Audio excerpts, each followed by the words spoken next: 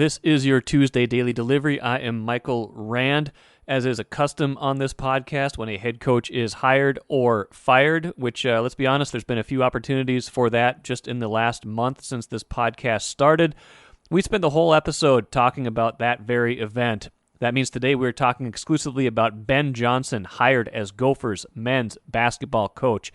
In a little bit, I will have Marcus Fuller, Gophers men's basketball beat writer, on to join me. And a little bit after that, I will have Chip Scoggins, Star Tribune columnist, both of them very adept at breaking down this hire. A basic bio of Ben Johnson, former De La Salle standout.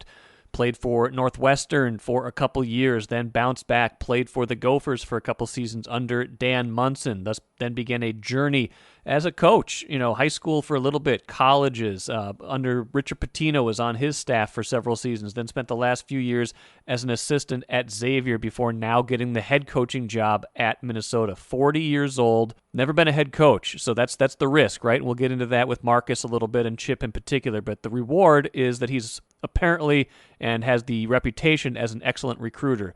Recruited Amir Coffey, recruited Daniel Aturu, recruited a lot of the better players at Minnesota under Richard Pitino, and also some successes since he has gone on at Xavier. So that's Ben Johnson.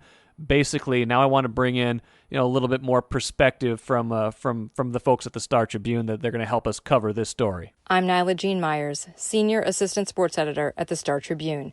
Thank you for listening to Strip Sports Daily Delivery. This work is made possible by our Star Tribune subscribers. For unlimited access to the articles mentioned in this podcast and our coverage of Minnesota sports from pros to preps, go to startribune.com/subscribe. Joined right off the bat here by Marcus Fuller, Gophers men's basketball beat writer at the Star Tribune. Probably covered, has covered Ben Johnson as a coach. I'm sure he's remembers him as a player as well to a certain degree. Ben Johnson now the head coach of the Gophers. Marcus, welcome to Daily Delivery. First off, what is this process that led them to Ben Johnson? How do you think they got to Ben Johnson and decided that he was the coach that should lead this program going forward? Well, first off, thanks for having me. Appreciate it. And I think the last podcast, you posted it on Twitter, and I think I had a mention in there to you that Wink might have a Gopher hire this week. So I'm glad we yeah, you did. Made Yeah, I'm glad you made arrangements to have us on. But if you look at going into the day, I was hearing some rumblings about them hiring an assistant coach, and obviously I heard that Ben was part of that mix. And I think if you look at what's happened here and recent hires in the Big Ten, you see Penn State hired Micah Shrewsbury.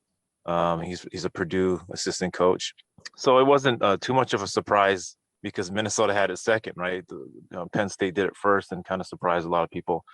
If you look at the Gophers' history, I believe as far as I can reach back in my memory bank, they have not hired a assistant coach without any head coaching experience. It reminds me similar of the Tim Brewster situation, in the fact that it was a huge gamble as far as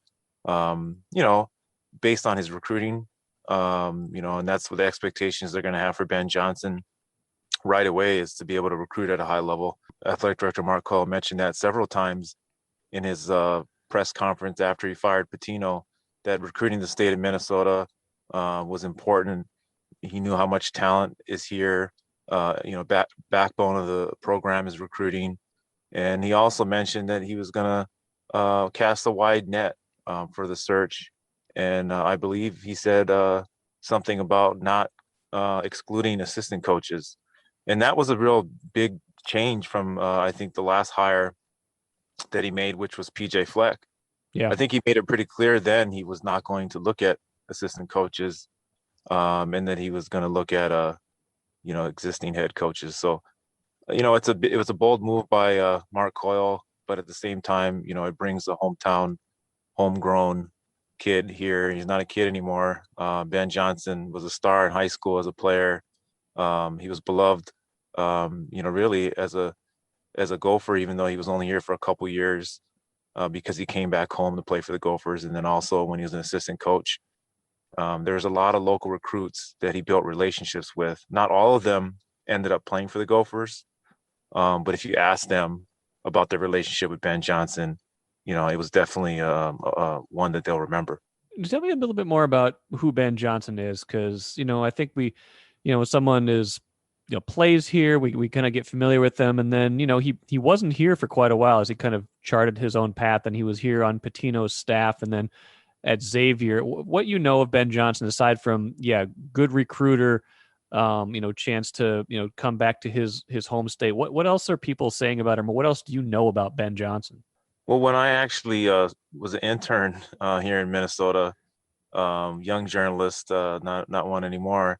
Neither are you, by the way, Mike. No, neither is Ben. Ben's 40. He's a man. Yeah, there you go.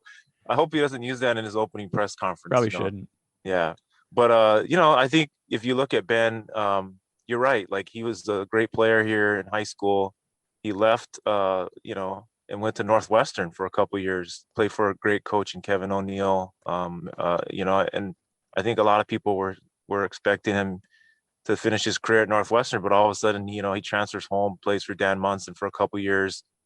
Really at the end of his Gopher career, they weren't doing too well. Chris Humphreys came in, and that team really struggled. And after that, I believe he went to the high school level briefly. He worked at De La Salle, his alma mater, and actually the current De La Salle coach, Travis Bledsoe, he was, he had been as a coach when he was a player. So, it's kind of full circle with a lot of people that he's seen here back in the Twin Cities. He coached, played with, recruited, played for. And so I think that's where we know Ben Johnson. I think when he came home with Pitino, that was on Pitino's initial staff. I think it was very important for Pitino to establish himself in Minnesota with a Minnesota presence in his assistant coaching staff. Ben was an obvious choice at the time because his ties to Villa 7, the whole Norwood Teague and Mike Ellis, right, that hired Pitino. And, there's a lot of coaches that were involved in Villa 7. So it's not like, the way it ended up with Teague and Ellis, that it was the shock that, Ben, was a part of that and you brought it back. They knew that he had Minnesota ties. They knew he was an up and coming coach. He did kind of put Pitino right in, with the Gophers and building a relationship with high school coaches, with players. Right away, they established a pretty good relationship with Amir Coffey before he really became a big time national recruit. I believe he was only like a freshman or sophomore. That they already kind of knew who he was, and that was the key for Pitino is, throughout his tenure, you needed a guy that saw these guys before they broke out and were gaining scholarships for all these big time programs. And they saw Amir early. They paid a lot of attention to him. Richard Coffey loved Ben Johnson, and so did Amir. And so when it was time to make a decision, I think Amir really wanted to stay home. Obviously the ties to his family and everything to the Gophers. But I think Ben, having a guy on his staff that really trusted him, he trusted and had a long relationship with, it went a long way. And the same thing with Daniel Turu. Daniel committed when Ben Johnson was still on the staff. Ben left before Daniel actually played for the Gophers, went to Xavier and under Travis Steele. But I think it really helped kind of build that the relationship with high school recruits in Minnesota that the Gophers had in that brief period. When they did get Amir Coffey, they got Michael Hurt, they got Jarvis Johnson, who didn't play, unfortunately, but they also got Daniel Turu and Gabe Kauscher and Jarvis Omersa. We've written extensively. Megan Ryan had a story a couple of weeks ago about Minnesota being the only school in the Big Ten to not have a person of color, either in a head coaching position, athletic director position, or president. You've written about this in the past too, because it's been an inescapable fact at the U. How do you think they approached this hire, and Ben Johnson being a black man? How important is it for the U to not have that complete lack of diversity in their head coaching right now? Well, I did a story 4 years ago on the U's lack of diversity within their leadership. Not only looking at the Gophers, but also looking at the entire Big Ten and seeing where the U ranked. And, at the time, there were a few schools that, obviously, pointed themselves out as needing to be more diverse in their athletic departments. At that time, we went a little deeper and we talked about deputy athletic directors, athletic directors that were deputies that were in charge of sports, different sports, because there's a lot of titles, obviously, and there's a lot of, responsibility, but there are only usually a couple ADs that are in charge of sports. Mm-hmm. 4 years later, Megan did an article, very informative, but it also put the U on spot, right, for, seeing if there were any changes 4 years ago, and there were not. So I think they understood the need for more diversity within their leadership. Head coaches obviously, don't come and go, every day. So, there were some hires that Mark Coyle made. They were not of color until now. And, he had an opportunity to look at several candidates. There were names that were brought up, whether it's Cleveland State's Dennis Gates, Sam Mitchell, the former Timberwolves coach, Mm-hmm. talked to the Star Tribune about his interest in the job. But again, I think going back to, familiarity with Ben Johnson, the fact that he was already on staff, the fact that when he was on staff, he recruited Minnesota kids well. And, I don't have this for a fact, but I think that he probably brought up some of the misses that maybe that Pitino had, that maybe he, they would have gotten, Sure. if he was the head coach, and McKinley Wright and players like that. So I think it was a combination of, yes, looking seriously at a candidate of color as a head coach. Again, there's probably other potential candidates out there, but there were no other candidates, at least, that they looked at, that already had that footprint in Minnesota as a college coach, but even though it was an assistant. And also, he's paid his dues. I think a lot of people felt like Ben was in line for a head coaching job, sometime in the near future. Obviously with Richard Pitino, you saw that he was a head coach for a year at Florida National, then all of a sudden jumped into the Big Ten. Yeah. It's a very similar situation, but again, Richard Pitino was 30 years old and Ben is 40. So there's a lot more life experience, a lot more coaching experience, 10 years. And those 10 years and a lot of those years were here in Minnesota, trying to do exactly what he's doing. He's going to have to be doing now, but now he's the head guy that's making decisions and also has a recruiting priority in Minnesota. But again, you talked about diversity at first. I think one of the biggest things in the story that we did, and that was continuing to be, the narrative. When Mark Coyle was interviewed after firing Pitino, he talked about having a diverse pool of candidates. President Gable also talked about after hiring Ben Johnson that,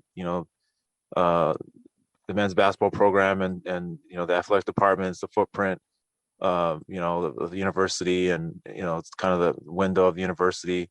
And they want to reflect, the university as being diverse. And I think that this helps, obviously having one coach of color on the staff is probably not something to put on a pedestal, but no, it's a step in the right direction, and I think they understand that. Marcus, great stuff. We'll get to some other recruiting stuff here in a moment with Chip Scoggins, but Marcus, great story. We'll keep following this story as it evolves, but thanks for coming on Daily Delivery, and go get some sleep. All right. Oh no, we're not going to sleep until we start getting some Minnesota recruits in here. Sounds good, Marcus. Take care. Take care. Happy to have Chip Scoggins on right now, Star Tribune columnist, has covered the Gophers extensively over the years. Chip, I think you and I might have pushed this story along because it was about 20 minutes or so after we planned to record a podcast tomorrow that this hire was made. And so like, yeah, Chip, actually, let's do this right now. We're not going to talk about this anymore. We're going to talk about an actual thing happening. Ben Johnson hired as Gophers men's basketball coach. Chip, just right off the bat, what's your gut tell you? What's your reaction to it? I got to be honest with you. I'm surprised. I thought that Mark Coyle would wind up with a coach who's had head coaching experience, because I know there's coaches out there and they've been talked about, a lot that would have come here. I think Craig Smith would have come here. I think Nico Medved would have come here. I think Dutcher would have came here. And so I thought that he would land in a spot where you hired a coach who's had some experience in that seat. But I'm not surprised by the fact that he turned to a guy who has recruited this state a lot. And, I talked to a lot of high school coaches just through doing high school stories, but also personally, through, having sons that played high school ball. And just knowing the landscape. Ben Johnson has a really, really good relationship with AAU coaches and high school coaches here. He recruited, when he left Pitino's staff, I can't tell you how many people told me that was a huge blow. And I know fans are saying, well, he didn't get a lot of players here. That was the whole knock on him. It's like the comeback to that is, well, he wasn't the head coach. Right.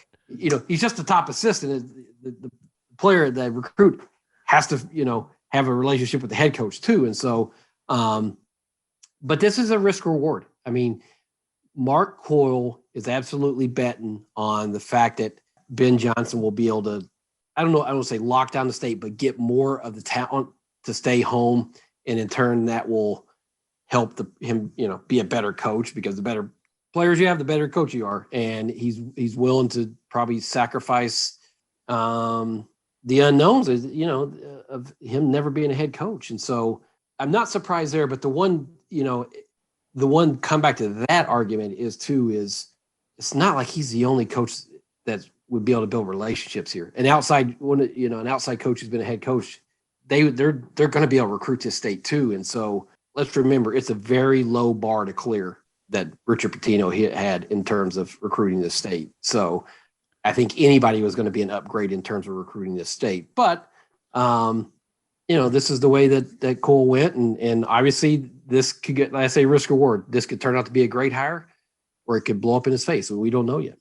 Yeah. I mean, the risk, obviously, like we said, he's never been in this seat before. That's not to say he can't do it. Plenty of coaches have gone from, high-level assistant jobs. He was at Xavier for 3 years. He was at Minnesota for several years under Pitino before that. They get their chance and they go do it. But the risk, like we said, the risk is you don't know how he's going to lead his own program. You don't know what kind of in-game coach he is, because he hasn't really done it. You probably know tactically, what he wants to do and things like that. But the biggest thing he has going for him right now is obviously the recruiting piece, and the rest of it's going to have to be a work in progress, I imagine.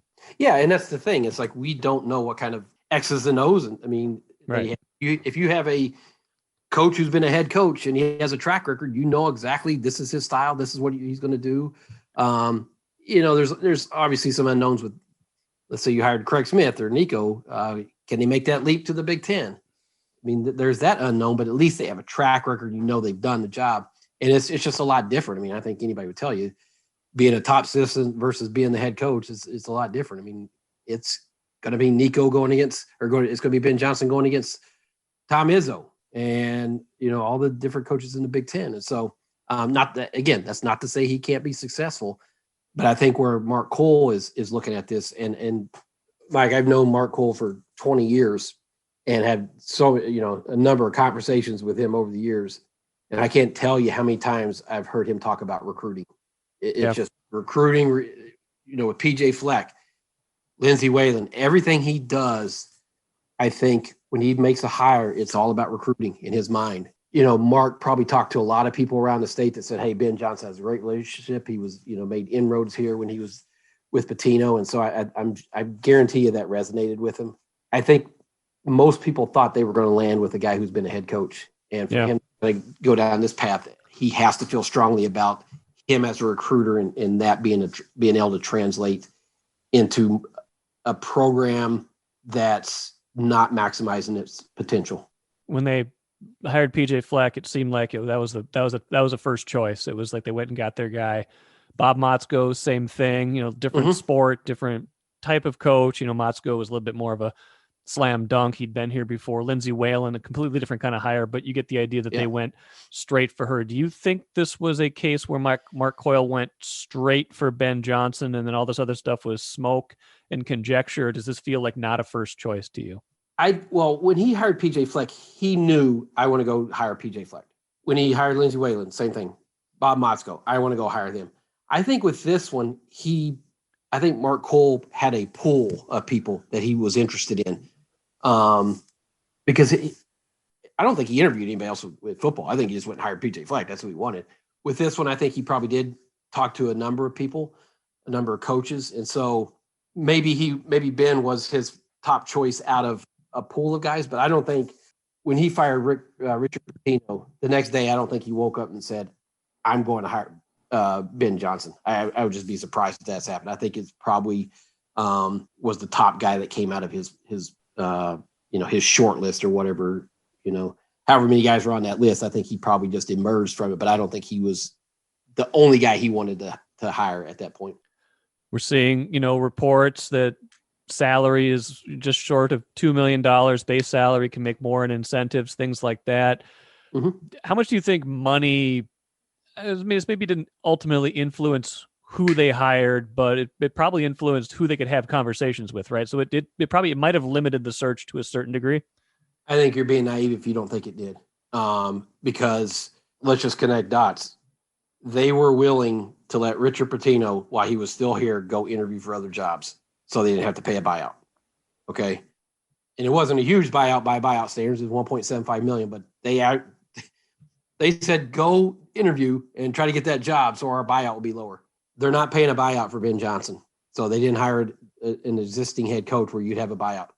And I don't know everybody in the Big Ten, but I'm guessing that $1.9 million is going to be near the bottom, if not at the bottom of the Big Ten. So connect the dots. And this is a school that is hurting for money. We know it. They've lost a ton of revenue. They just cut 3 sports, and they told us part of it because of the lost revenues for pandemic. So the idea that they were going to try to make a run for Eric Musselman and pay him in excess of, $3 million. I think you're naive if you don't think money had some factor in this. So what's the plan, I guess, now that he has the job? How long does it take? Because it feels like I guess who can he reasonably expect to have back from last year's team? Who would he want to have back from last year's team? How much can they, kind of recruit on the fly, transfer portal kind of stuff, and ultimately how long does it take to, rebuild the way you want to rebuild?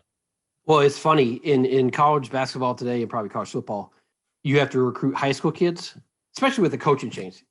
So Ben has to come in here. He has to recruit high school kids. He has to re-recruit the players on the roster, and then he has to recruit the portal. Yeah. So I assume your first couple calls are to Marcus Carr, if you want him back, if he does, to Jamal Mashford Jr. and just say, hey, I'm the new coach, and this is my, try to, if you want him back, I'm sure he's going to hit the transfer portal hard to find out. Because you have to, if you're not doing it, that's just the way of the world now. I mean, coaches have to recruit it. And then you have to, jump into the high school recruiting here. It's probably too late for this class. I don't know, how many kids are left unsigned. I assume most of them are. Obviously, there's a big one here in town that's not, but I wouldn't hold my breath on that one. But he has to get in with D1 Minnesota and all the top juniors right now and start making headway there. Obviously, I think a big thing for him, Mike, is his staff and putting together a staff that, one, we can talk about Dave Thorson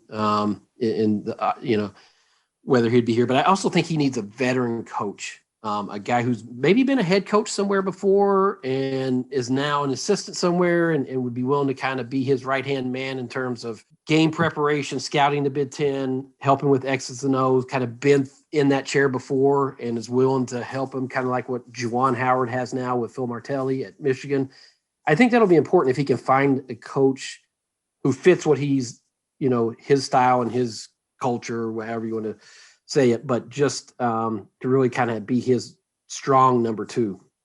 You mentioned Dave Thorson. That's an interesting name that everybody's connected that dot immediately. Dave Thorson, longtime successful coach at De La Salle, Ben Johnson obviously played for him at De La Salle, won some hardware there as part of, I think we were like 9 state titles under Thorson at De La Salle.